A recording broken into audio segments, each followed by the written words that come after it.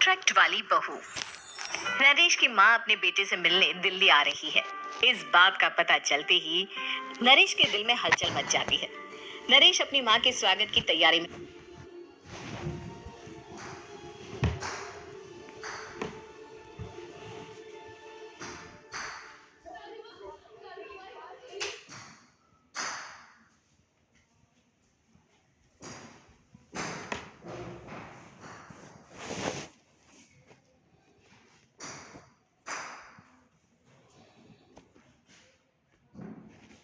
Contract वाली बहू। नरेश की माँ अपने बेटे से मिलने दिल्ली आ रही है।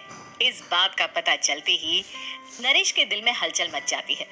नरेश अपनी माँ के स्वागत की तैयारी में लग जाता है। साथ ही उसे डर भी सताने लगता है कि उसकी माँ कहीं अपनी पुरानी जिद पर फिर से बैठ ना जाए। हे भगवान, इस बार बचा लो। अगले साल पक्का माँ की जिद पूरी कर दूंगा। तभी दरवाजे की घंटी बजती है। नरेश दरवाजा खोलता है तो सामने अपने मकान मालिक को देखकर हैरान हो जाता है, क्योंकि उनके साथ एक सुंदर सी लड़की भी थी। नमस्ते अंकल, कुछ काम था, मुझे बुला लेते।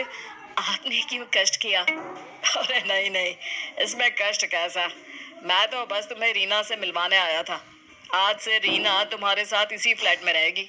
अंकल, कोई लड़का फ्लैटमेट नहीं है?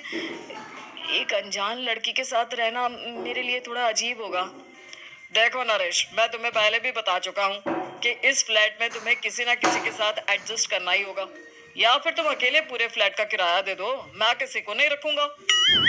नरेश अपने मकान मालिक की बात सुन के रीना के साथ रहने के लिए तैयार हो जाता है, पर अंदर ही अंदर उसे ये बात खाने लगती है कि वो अपनी माँ को क्या जवाब देगा जब उसकी माँ रीना के बारे में उसे पूछेगी। दिन बीतने लगते हैं। नरेश और रीना अच्छे दोस्त भी बन जाते हैं, पर अभी भी नरेश अपनी प्रॉब्लम का सलूशन नहीं ढूंढ पाता।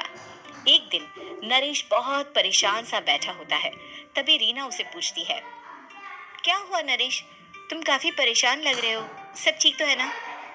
हाँ, सब ठीक है। बस एक छोटी सी प्रॉब्लम है। वो एक्चुअली 2 दिन बाद मेरी माँ मुझसे मिलने आ रही है।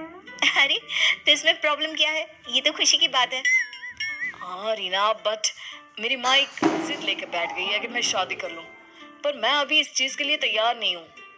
ऊपर से जब वो तुम्हें देखेगी तो 100 सवाल करेगी। क्या जवाब दूंगा? अरे, इसमें कोई टेंशन वाली बात नहीं है। मेरे पास ना इस प्रॉब्लम का सलूशन है, जिससे ना तुम्हें शादी करनी पड़ेगी और ना ही तुम्हारी माँ मेरे बारे में कुछ पूछेंगी। रीना की बात सुनकर नरेश सोच में डूब जाता है। वो सोचता है कि रीना खुले ख्यालों वाली लड़की है, कहीं माँ को सच बता ना दे। नरेश को सोच में डूबा देखकर रीना कहती है, अरे क्या हुआ, किस सोच में पड़ गए? डोंट वरी, जैसा तुम सोच रहे हो ना वैसे कुछ भी नहीं है। मेरे पास एक प्लान है। मैं कुछ समझ नहीं पा रहा हूँ। कैसा प्लान? मैं समझाती हूँ। हम ना एक कॉन्ट्रैक्ट मैरिज कर लेते हैं। फिलहाल मेरे पास जॉब नहीं है, तो तुम इस रूम का किराया दे देना जब तक तुम्हारी माँ यहाँ रहेंगी, सिर्फ तब तक। और तुम अपनी माँ से कह देना कि मैं तुम्हारी पत्नी हूँ। इससे वो मेरे यहाँ रहने पर कोई सवाल भी नहीं करेंगी। अरे, बात तुम्हारी ठीक है, पर माँ से झूठ बोलना, ना ना पापा, मैं ये रिस्क नहीं ले सकता। कोई और आइडिया दो ना तुम। देखो, मंजूर हो तो बोलो, वरना सच बता दो, मुझे कोई प्रॉब्लम नहीं है। रीना की बात सुनकर नरेश सोच में डूब जाता है। बहुत सोचने के बाद जब उसे कोई रास्ता नहीं मिलता, तो वो रीना के बताए हुए रास्ते पर चलने के लिए तैयार हो जाता है। वो रीना से बात करता है और अपनी माँ की पसंद और नापसंद के बारे में बताता है। रीना भी नरेश की सभी बातों को ध्यान से सुनती है, ताकि कहीं उससे कोई गलती ना हो जाए। आखिर वो दिन भी आ जाता है जब नरेश की माँ उससे मिलने दिल्ली आ जाती है। नरेश अपनी माँ को फ्लैट पर लेकर जाता है। जैसे ही नरेश की माँ फ्लैट के अंदर जाती है, रीना उसके पैर छू लेती है। ये देखकर नरेश की माँ थोड़ी घबरा जाती है और नरेश से पूछती है, अरे बेटा नरेश, ये कौन है? माँ, ये आपकी बहू रीना है। माफी चाहता हूँ, सब कुछ इतनी जल्दी में हुआ कि आपको बता ही नहीं पाया, इसलिए सोचा कि क्यों ना आपको सरप्राइज दिया जाए। अरे बेटा, मैं तो बस तेरा घर बसा हुआ देखना चाहती थी। हाँ, बहुत अरमान थे अपनी इकलौते बेटी की शादी को लेकर, लेकिन कोई बात नहीं, शायद किस्मत को यही मंजूर होगा। ये कहते ही नरेश की माँ रीना को गले लगा लेती है। रीना बेटिया, मेरा बेटा ना थोड़ा नादान है, पर तुम काफी समझदार लगती हो और मैं जानती हूँ कि तुम इसका बहुत अच्छे से ध्यान रखोगी। माँ आप चिंता मत कीजिए, मैं सब संभाल लूंगी। नरेश की माँ अपने बहू और बेटे के साथ खुशी खुशी रहने लगती है। दिन बीतने लगते हैं। नरेश की माँ और रीना का रिश्ता बहुत मजबूत होता चला जा रहा है। वो दोनों सारा दिन एक साथ रहती और खूब बातें करती। इधर साथ रहते रहते नरेश और रीना भी एक दूसरे से प्यार करने लगते हैं। दोनों को इस बात का एहसास हो जाता है, फिर भी वो इस बात को छुपा कर ही रखते हैं।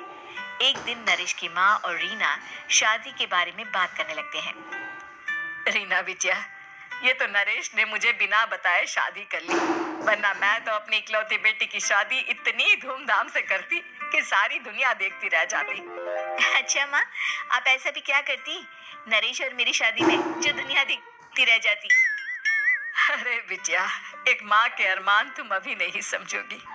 मैं तो अपनी बहू को एक रानी की तरह लेकर आती और शादी भी बिल्कुल शाही अंदाज में करती, पर मेरे तो सारे अरमान ऐसे ही रह गए। खैर, मुझे तो अपने बेटे और बहू की खुशी चाहिए बस। ये कहते हुए नरेश की माँ की आंखों में आंसू आ जाते हैं।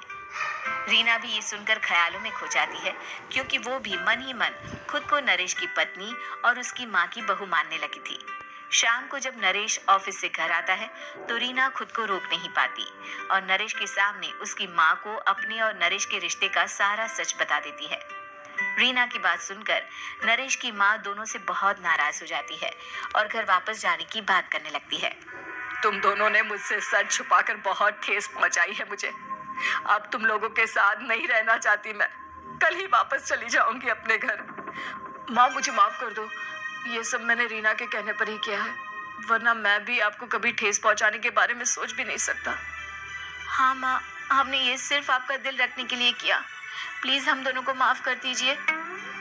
तुम दोनों ने मेरे अरमानों के साथ खिलवाड़ किया है और वैसे भी मुझे अपने बेटे के लिए एक अच्छी लड़की ढूंढनी है, इसलिए मेरा यहाँ से जाना ही बेहतर होगा।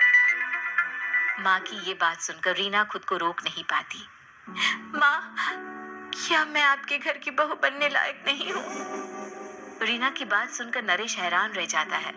नरेश की माँ भी कुछ समझ नहीं पाती। मैं कुछ समझी नहीं, आखिर तुम कहना क्या चाहती हो?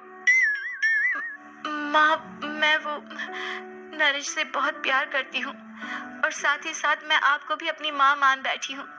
आज जब आपकी बातें सुनी तो खुद को रोक नहीं पाई, इसलिए सारा सच आपको बता दिया। रीना की बात सुनकर नरेश की माँ की आंखों में आंसू आ जाते हैं और वो अपने बेटे नरेश और रीना को गले लगा लेती है। मेरे घर की बहू तो सिर्फ रीना बिटिया ही बनेगी।